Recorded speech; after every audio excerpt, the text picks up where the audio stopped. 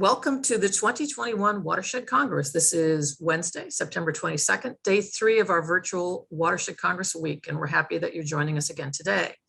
Watershed Congress is organized by the Delaware Riverkeeper Network in collaboration with many other organizations. My name is Sherry Town. I'm Director of Grants and Operations with the Delaware Riverkeeper Network, and I'm your moderator for this session. This is a Brightspot session. We'll feature 3 lightning presentations, each approximately 10 to 15 minutes long.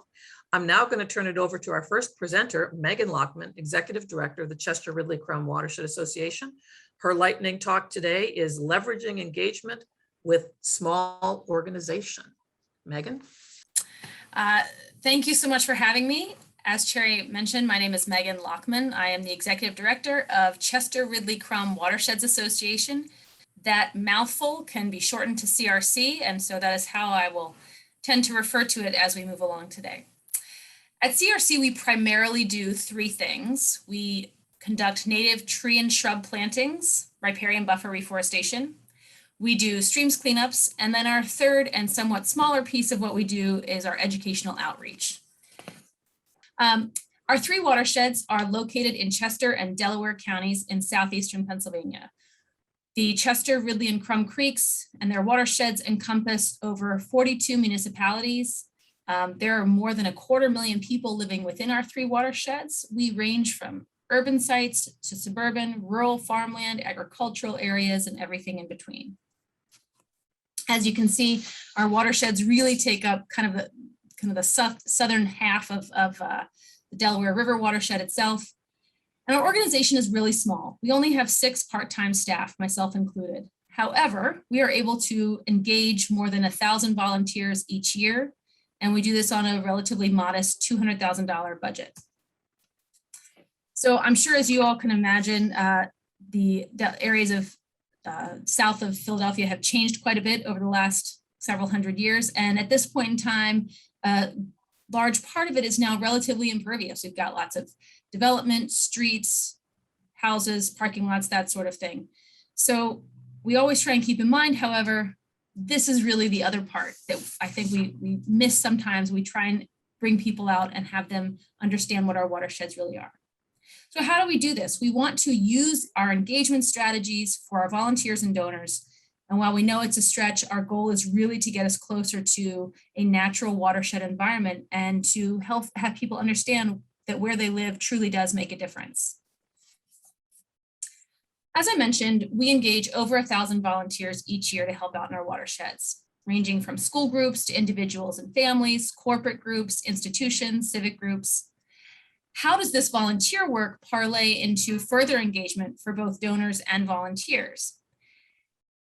Well, we do a lot of different things, as I mentioned. We have an annual streams cleanup each spring. This year, one morning in March, we brought out more than 800 people for a few hours, and they very quickly removed over 12 tons of trash. I like to think of our strategy sort of as that old book about a mouse and a cookie.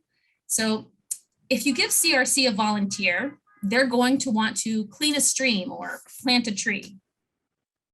If they have fun, they're going to continue. And as you can see in this photo, and as I can mention, actually, we've had over 24 years of our streams cleanup, cleaning more than 350 tons of trash out of the creeks. Our volunteers are so vital to that.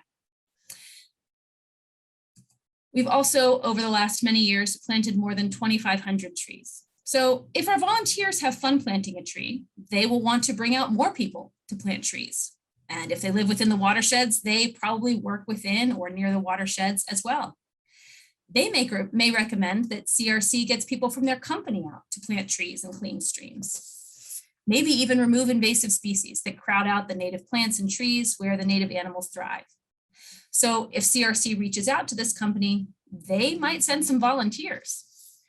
We have a large number of employee groups with whom we engage, everyone from CHOP, Covanta, Harris, Aqua, Depew Synthes, and more. Our work is a movement. I think people really get it and want to be part of it. So if the company's employees are happy, the company will be happy. And if the company is happy, CRC may ask for financial support. Also, if the company is happy, they'll probably give it. Plus, they might send us some more volunteers, and the company becomes even more involved. We also like to work with young families. They love to come out, clean streams, plant trees. Parents of young children see our work as important learning opportunities. So if the company or families become more involved, they may want to do even more to help their watersheds. If CRC cares about the watersheds, we may want to thank these people, and we may even want to give these people awards. If we give those awards, the volunteers and organizations will feel proud. We leverage every ounce of involvement, engagement, and support that we can from each volunteer and member that we have. Volunteers come from all over our community, and most volunteers and our members work somewhere nearby, and many of those have given us contacts at their companies for CRC to work with. Continuing with our book, if they feel proud of something they are doing, they'll want to do it more, such as taking this empty field, planting, maintaining, and seeing the changes over time.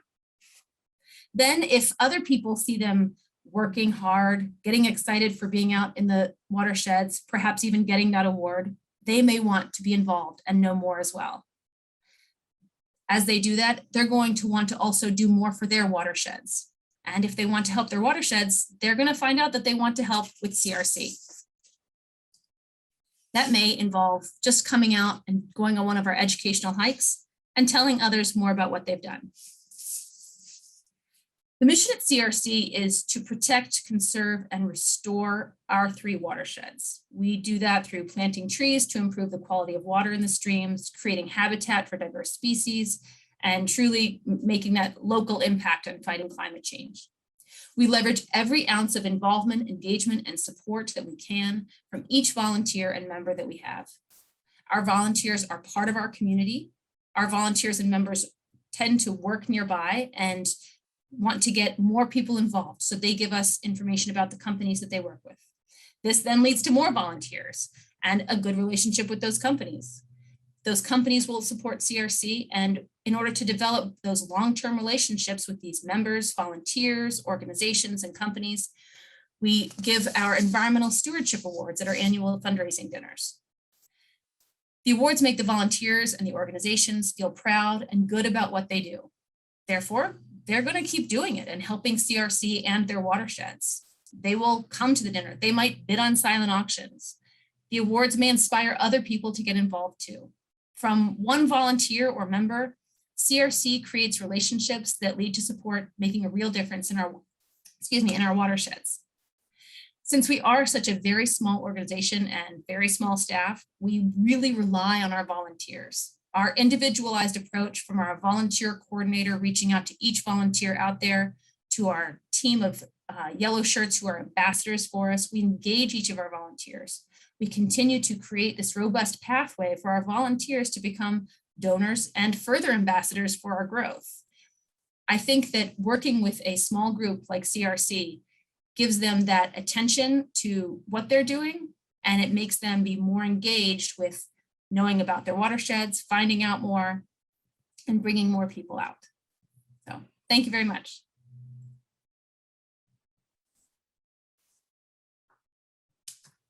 Thank you, Megan. That was our first lightning talk. And what we're going to do now is we're going to go to Dave, and I will be sharing slides for Dave. So just, Dave, give me just a minute to get that started. Okay. Meanwhile, hi, everybody. Welcome. Okay. Thank you, Cherry. Hi, I'm Dave. I live in the Tookany Creek watershed.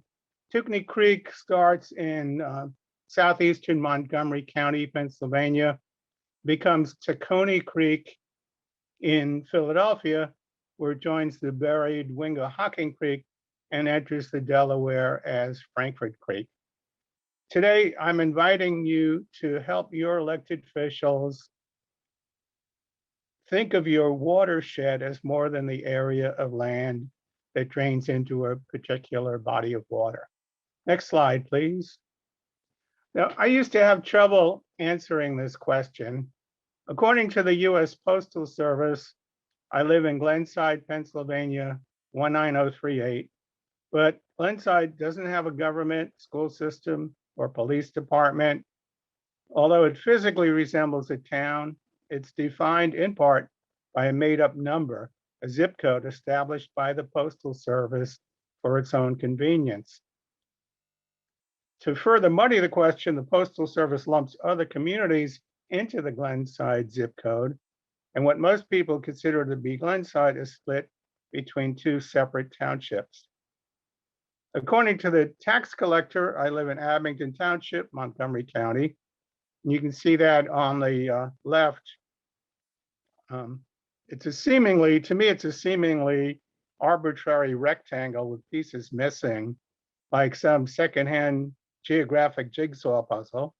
Although Abington has a school system, government, police force, it's made up of disjointed, unincorporated communities, some of which straddle two artificially created townships.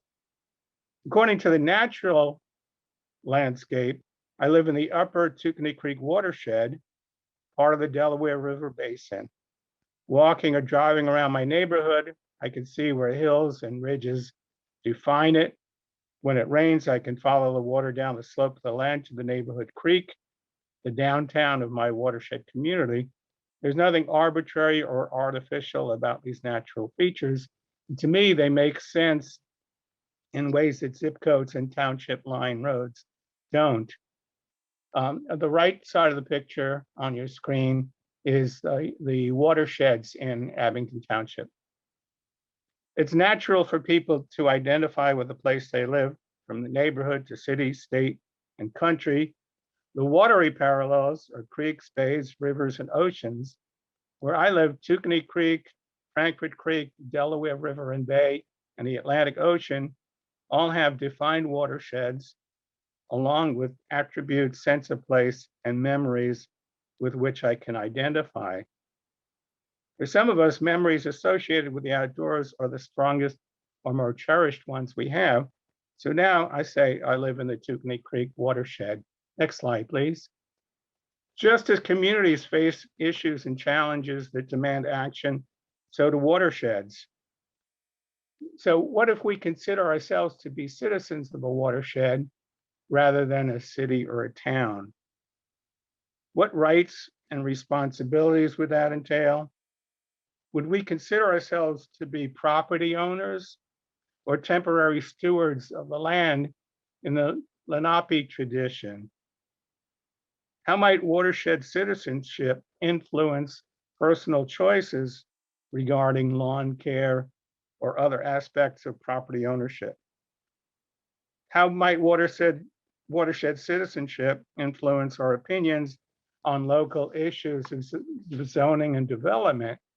For example, citizens of a town might think a new mall might be good because it creates jobs, while watershed citizens might think it's not so good because it means fewer trees and more impervious surfaces.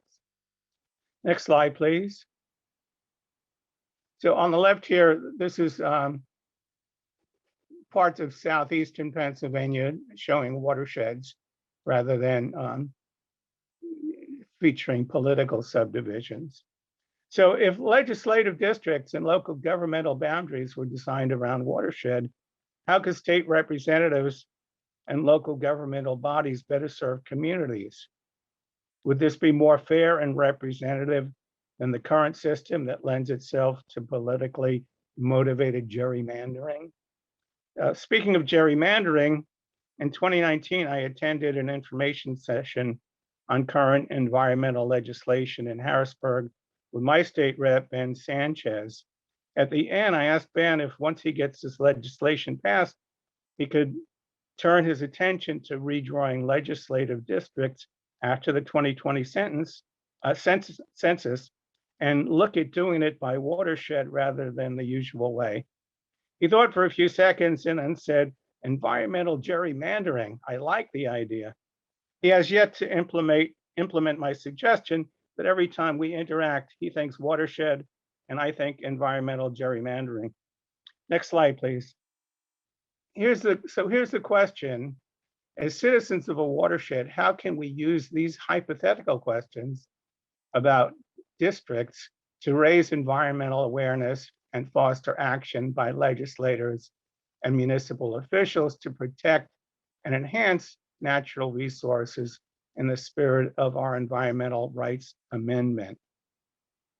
So here are some things to think about. In what ways do rivers divide or unite people and communities when they are used as political boundaries?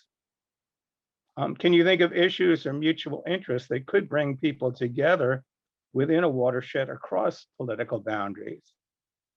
How can we challenge government officials to evaluate zoning, development, and other actions for their potential impacts on the local watershed, including how these actions affect other municipalities downstream, so they start to think in terms of our watershed rather than my town? For the past few years, whenever anyone asks me where I live, I say I'm a citizen of the Tookany Creek watershed. If I'm out of state, I might say Delaware watershed. I've done this with members of Congress, state legislators, local officials, and even at parties. Some people don't know what I'm talking about. Others reply with the name of their watershed and start telling me about issues related to their watershed. Either way, it opens the door to discussion in a way that I can inform about and advocate for the place I live. Next slide, please. In closing, I respectfully invite you to explore the natural boundaries and physical features of your watershed and to consider these ideas and other ways of raising watershed awareness in your community. Thank you for your attention and participation. There's just some, the Where Do You Live essay link is at the bottom, and my Amazon link is just above that. Thanks. Thank you, Dave. And we will share that information. We'll try to make sure we get that out to people, posting it in chat and sharing it with people after this session. So thanks. That was our second lightning session. We have one more speaker. Our third speaker today is Ed Engelman, retired science teacher. His lightning session is Stop Poisoning the Birds, low budget, lead-free DIY fishing lures. Hello, my name's Ed Engelman, and I'm very concerned as a fisherman of all of the lead that is being used and introduced into our aquatic environments.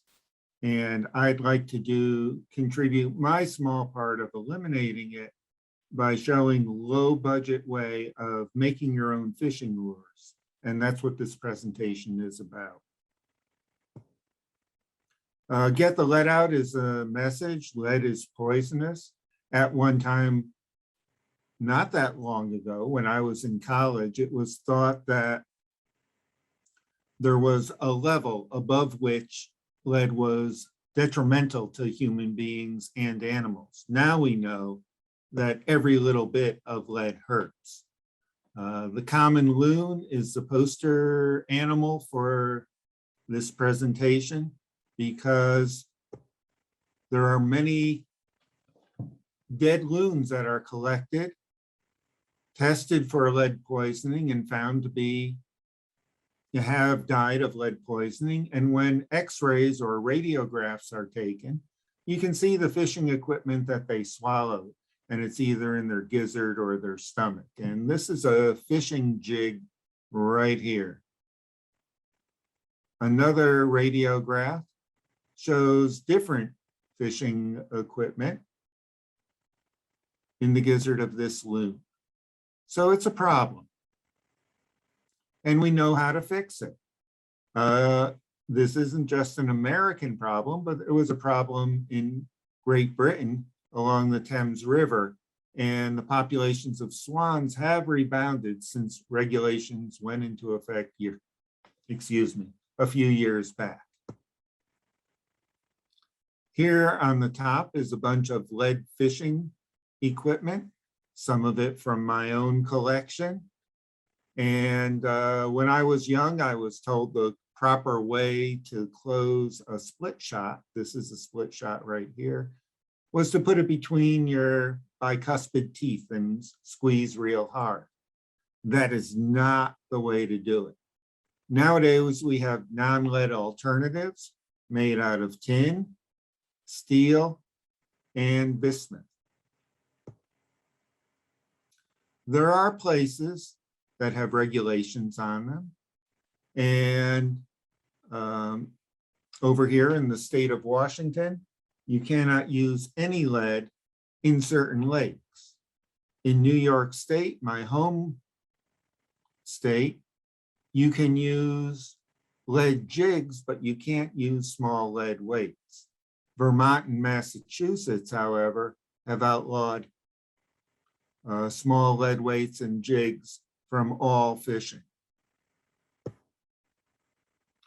This is a bald eagle in Pennsylvania that rehabilitators found was suffering from lead poisoning. When they suffer from lead poisoning, they get disoriented, they fly into cars and trucks and whatnot. And they are attempting to rehabilitate it so it can be released. Unfortunately, only a small portion of eagles survive to be released after they are brought to rehabilitators. You say, how do they get it? Well, a lot of it is from fish that bald eagles might catch.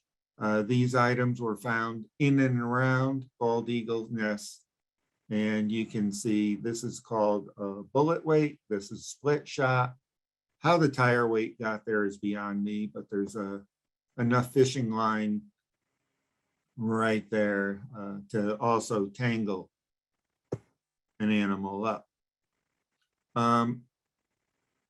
Laws are not the only way to approach this. Education and outreach by non-governmental organizations also have a role. This is a lake association that set up lead-free fishing equipment where you brought your lead fishing equipment and exchanged it for lead-free. Are lead-free jigs more expensive? Not really. These are relatively comparable. However, lead fishing equipment is more available in a variety of sizes, colors, etc.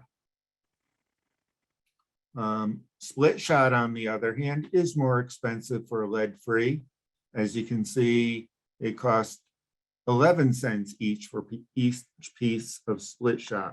Now you might say 11 cents to 4 cents isn't much, but many fishermen are reluctant to give up what they have in their tackle box, and there's quite a bit of resistance and blowback to regulations in a variety of states. I prefer steel as an alternative to lead, but you could also use tin, bismuth, glass, tungsten, stone, or metal composite. All are available. These are 3 different ways that I use steel and form them into fishing equipment. The top one is called wired, and basically it's just a wrapped piece of wire around the portion of the hook that will give it a jig-like action. The jig action moves the tail up and down as it's retrieved, which makes it more noticeable for predator fish. The bow tie, I will demonstrate in a minute.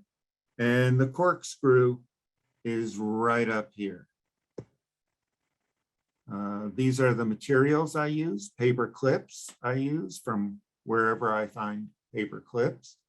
And steel craft wire, which is common for beading and other crafts at craft stores for between $2 and $3 for a 1/4 pound. A special tool I use is the round nosed pliers, and I have a needle nose pliers, which I have a few in my box, my tool boxes. Another tool for the bow tie is a popsicle stick.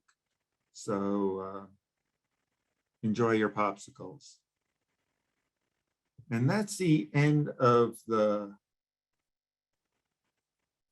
portion that I have in a PowerPoint, and I will demonstrate.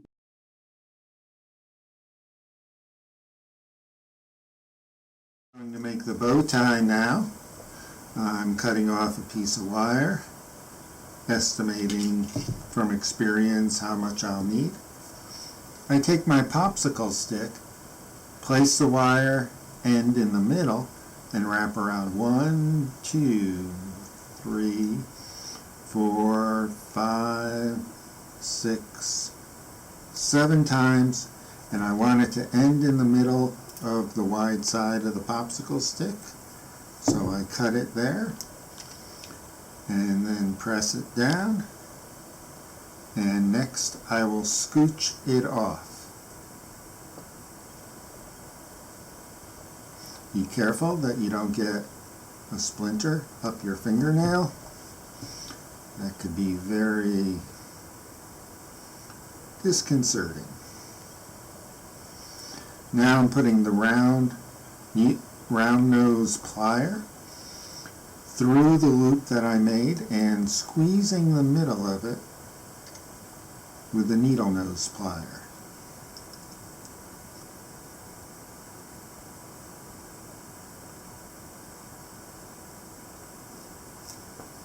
Like so. Take it off. We have a bow tie ready to be tied onto a hook and do the job of looking a little bit like eyes and giving it the weight to make the jig or fly move up and down and the tail move up and down while you're retrieving it. Thank you.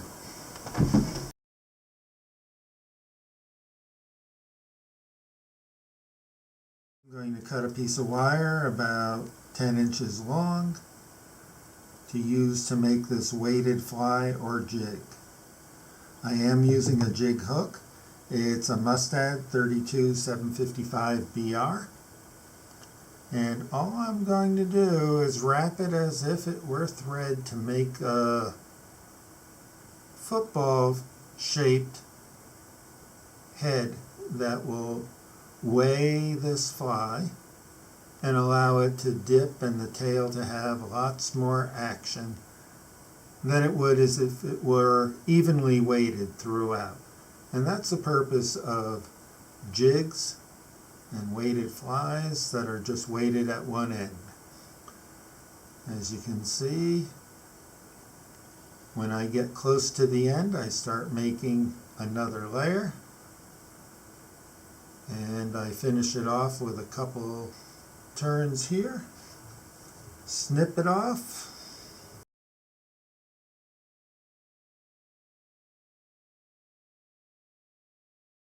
and there.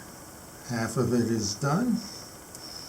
I'm now going to open up the rest of the paper clip, measure about 3/4 of an inch, and cut it off with my needle nose pliers, which has a cutting edge right there. And now switching back to the round nose pliers, continue.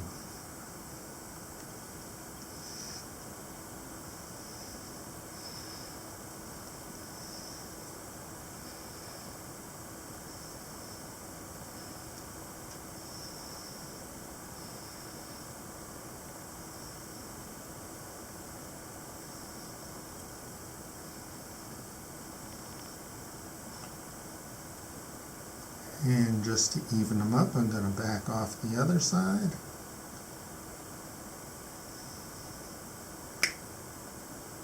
And there we have it. So why don't we go ahead and make sure we get into our questions right now. So we've got a couple of questions right off the bat for Megan. We have Lorraine wanted to know why is the Marcus Hook Creek area not included in the CRC area? Oh, all right. Let me actually share the map real quick. That may help explain it to people who are unfamiliar. I know the colors are a little bit light, but the orange area is our Chester Creek watershed. Marcus Hook is like down in here. So if you look at it geographically, this little indentation happens to not be within those 3 watersheds. So that's an interesting question. CRC is over 50 years old at this point, and when it was first founded, the people who created it as the 3 Creek watershed system. However, just in the last 4 months or so, upon further discussions with our board, we did decide to kind of unofficially adopt that area as well. I know that there are some groups down in the Marcus Hook area who are interested in doing some of the work that we do. So we don't want to steal their thunder or step on anybody's toes, but we have expanded to start to work in some of the areas within kind of this section down in here, parts of Chester, and then down in the Marcus Hook area as well, to do some of the work that we do, even though it's not technically within any of our 3 watersheds. So because the work is necessary, it still needs to happen, and they don't have a group similar to ours that is as focused on this type of activities that we do. So Lorraine, I'm happy to, I don't know, Cherry, if my email is out there somewhere, but you are welcome to reach out to me and we can kind of discuss this further. If you have ideas of sites that you have in mind, or anybody you want to connect me with, I'm more than happy to help out in any way.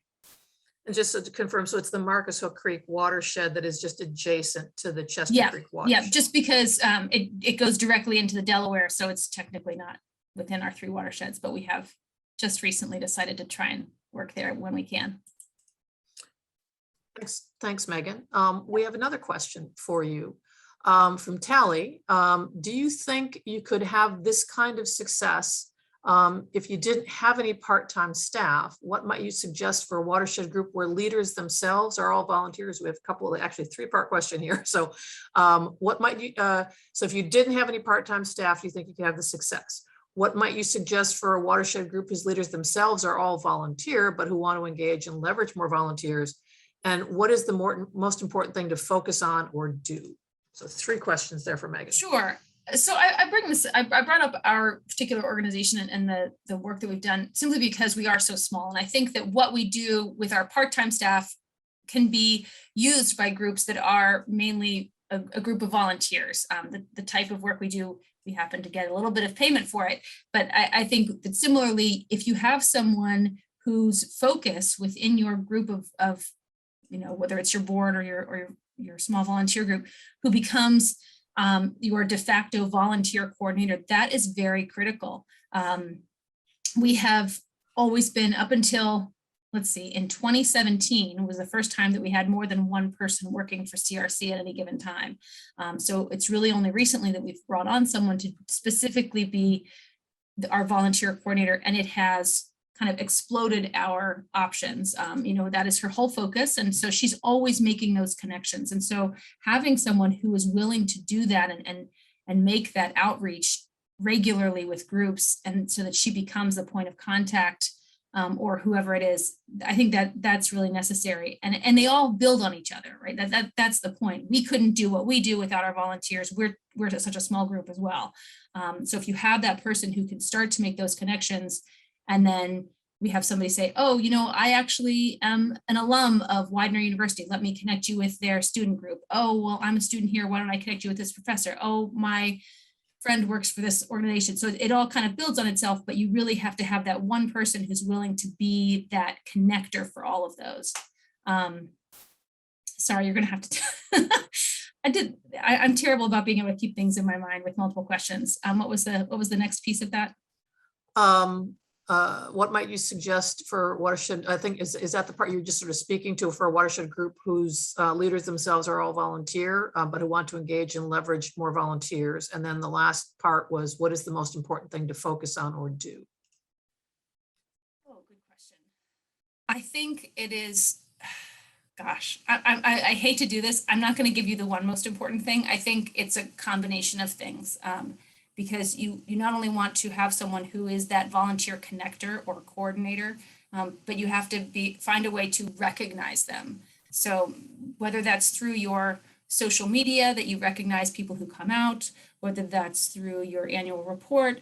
But you have to recognize them, and then you have to use that connection that you have made to get back in touch with them and say, how else do you want to connect? And I have never gone out to a volunteer and said, would you now give us money? That's not, I don't go to a company who has brought their volunteers out and ask them for money.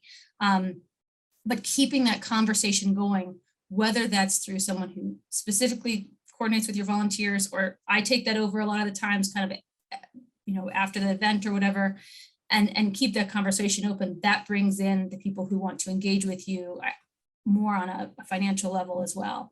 But I think those are the two most important pieces, I guess.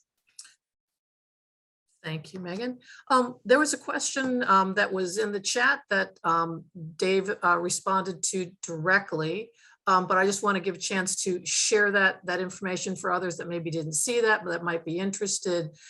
Joan had asked, saying she liked the idea of environmental gerrymandering, wanted to post Dave's essay on Buck's Environmental Action Facebook page. So it sounds like Dave, you're going to share that information with Joan. Do you want to talk about that for anybody else who might want to have access to that and share it? Okay. The idea for environmental gerrymandering, as I said, came from the conversation with Representative Ben Sanchez, Pennsylvania. And it started, though, with my essay, Where Do You Live? And so I don't have a environmental gerrymandering essay yet, but I can take some of the script I used today and put that together. And that's what I'll put on the Facebook page for Joan. The link at the end of my presentation has the Where Do You Live essay that is at the Center for Watershed Protection. And there's also another copy of it on the Tookany, Frankfurt Watershed Partnership website. Thanks, Dave. We had a question here for Ed, and I think that you have maybe addressed your issues. Let's see if you can speak to this question. Lorraine wanted to know if you eat the fish you catch. It depends what kind of fish. I do often catch and release. And but when I catch calico bass, which are also crappies or crappies, yes, I do eat those. Okay. So we have another question. Let's go back. I think we have another question from Tally from Megan. She wonders also about small watershed groups in rural areas with access to fewer residents and potential volunteers. What's the most important thing to do to ensure repeat volunteers? Question one, repeat volunteers. And how do you make your events fun and not just work days? Sure. We have what we call our yellow shirts, and they're called that because we have these obnoxiously bright yellow shirts that we wear. And they say, ask me about CRC, but the point is that it's typically any staff who come out to our events, volunteer coordinator, our tree planting coordinator, when I go out, as well as a few of our board members are always there. And they're obnoxiously colored so that you can always find us. So we start our events by giving a little spiel, if you will, about why are you here? What is the importance of what you're doing today? And why does it make a difference to the watersheds? And why should you care? Because I think a lot of times people come out to these events and they don't necessarily know why. We have, for instance, it might be a university fraternity who comes out for service hours when they don't even know what a watershed is or whatever it is. And so we want to make sure that we have primed everyone with the understanding of why they're even here. And then throughout the rest of the day, we give them we have a tree coordinator, so he gives them the demonstration of how to do the actual work itself. And then the event begins. And our events, we keep them as short as possible. 3 hours pretty much is the limit for anybody to want to be out there digging holes or picking up trash or anything else. And we are constantly circulating and engaging with people individually. I think that is probably one of the missed opportunities for some folks is if you're just out there doing your thing, on your own, digging a hole, putting in a tree, picking up some trash, whatever it is, but you're not engaging beyond that, then you're missing that. And so we try to, have those touches, those opportunities to talk with everybody on an individual basis. Maybe it's just to say, hi, how you doing? Can I get you a bottle of water? But usually it's more of, what brought you out here today? What interests you about this? So I think that is how we try and keep it from just being a boring thing. We do try and keep it fun. We don't want to keep people out there all day. Nobody wants to be doing that all day. It becomes a job and a chore.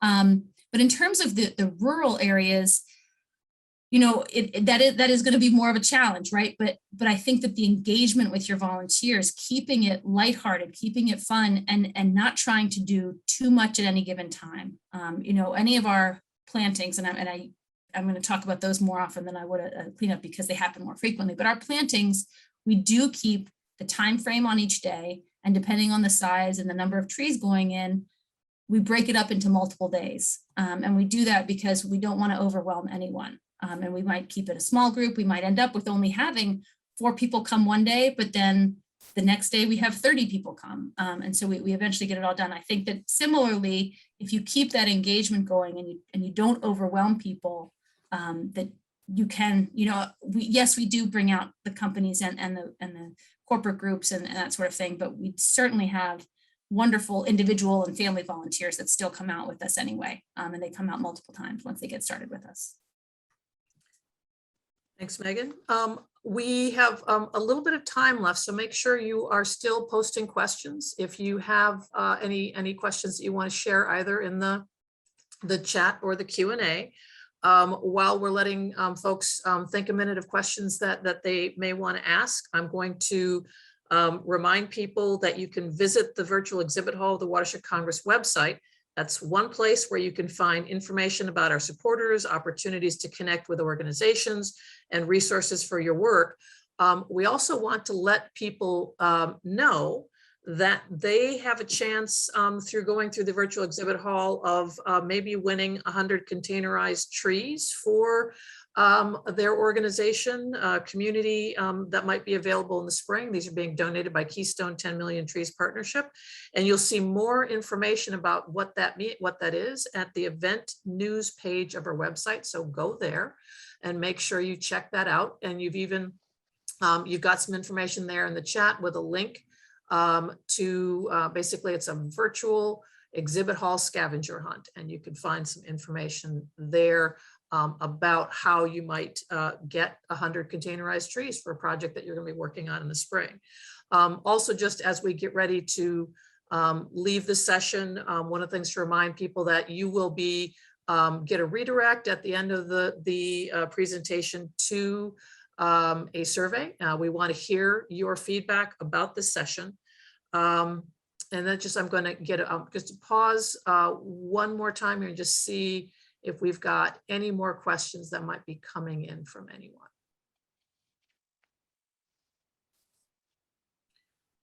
How about any last words from our presenters? Any last words of wisdom you want to share with our audience? Maybe we can start with Megan if you have anything that you just wanted to summarize before we go. Thank you. No, I appreciate the opportunity to come out and share what we do. And I encourage anyone, if you happen to be in the Philly area and you would like to come out, we do have events, and I'm happy to chat with you offline or by email to discuss, kind of some of our strategies at more depth, and connect you with some of the folks that have helped us make our connections as well. Dave, any last words from you? Yeah, thank you, fellow panelists and coordinators and participants. I did post the link to the Where Do You Live essay in the chat for anyone who's interested, and just respectfully encourage everyone to just do what you can to raise watershed awareness among neighbors, friends, and especially elected and appointed government officials. Thanks, Dave. And Ed shared his last words here in the chat. Thank you. Get the lead out of our streams, lakes, and rivers. Very simple but powerful message. So with that, just again, time to wrap up our session. I want to thank our speakers for taking the time to share their knowledge and experience with us during this week of Watershed Congress programs. Thanks everyone for joining us.